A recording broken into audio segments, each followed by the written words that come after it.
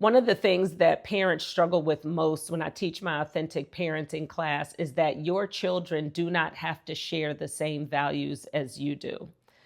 Most people, actually, when I ask them what their core values are, they will say things like God, family, work. I actually view those as priorities.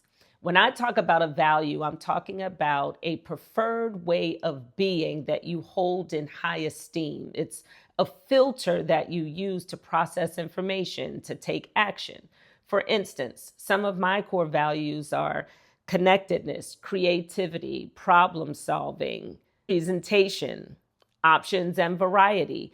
And the way I live my life is from that set of core values. Now, before I started doing this work, I would get highly irritated or have that visceral emotional reaction to someone playing loud music in a quiet space, or if we're in a restaurant and everybody's enjoying it and there's one table that's just over the top loud, or someone not holding the door for me. I would have an emotional reaction, whether I showed it or not. What I now realize is that not everybody shares that core value with me, or at least in the way that I think of it, and that's okay. One of the things that's hard for us to reconcile is when our children are bothered by things that wouldn't necessarily bother us. What they're showing us when they're having that visceral emotional reaction to something, on the other side of that is a value. Oftentimes they'll come to us and tell us they're upset about something. If we don't see it the same way, we'll say, well, that's not that big a deal, or you shouldn't be that upset by it. And probably to this day, it bothers them that they get upset about that thing, because they're hearing our voice tell them that that's not a big deal. And then these are the adults that I'm coaching and counseling that are saying things like, I really shouldn't be so upset about this, but... And I said, well, let's pull that apart. Let's talk about why you are upset about it. And what I want them to get to is being okay that that is their core value system, that they do not have to share it with anyone else. What does that do? Well, one, it helps us with emotional intelligence. It helps us regulate our emotions, because now we have understanding.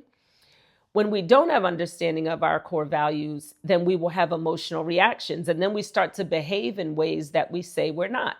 For instance, if somebody didn't hold the door for me, or didn't say thank you, I should say, I might turn around and say, oh, you're welcome, because I was having an emotional reaction to that core value of consideration. Now that I understand that my core values are mine, that doesn't make them right. I now no longer hold people to those core values, to my core values. The question becomes, why did I hold the door in the first place? For the appreciation and applause of others, or because I say I value consideration? We can't adjust our values to fit the circumstances. That is how we get lost. So back to the kids. The adults that I coach and counsel, I'll say, well, let's pull it apart.